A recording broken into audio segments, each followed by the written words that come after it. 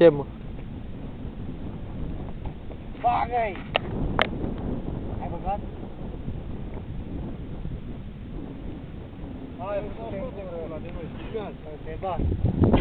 Uite, business cum sta la poză. Ciucaș. Nu mai da la pește că nu, n-are rău. La buci. Ia uite. Daniel. Gara de la Racovisa. O să țin de mână. Ciucaș. Timi, nu vrei? Uite care e Timi, și Timi are. Păi da, n-a cumpărat. Păi nu știu. Dar nu mi-ai dat bani. De unde să știi? Păi i-am căzut la de Ciucaș. Asta e normal. Nu am fără nimic. Dar de unde, frate, dacă m-ai grăbit, așa mi-ai vist să mă iei din pat. N-ai nimic fără? În pulă ăsta mă băta pe Nelu. Nu n-ai nimic. Cine?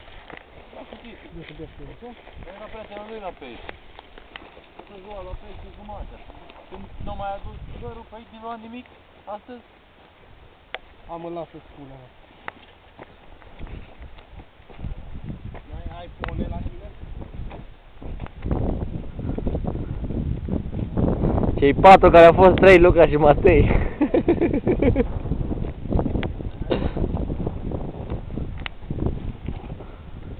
Indianca mea.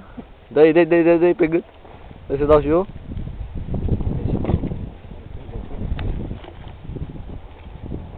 Auzi, tras la Anton acolo la scară. Unde? La intersecție, la mine, da. Nu, vreau acolo la intersecție, nu trebuie să mă bag până în scară. La intersecție, nu mă lași în câmp, că îmi bag pol. Nu mai poți să acum șalierul. Au, păsăm și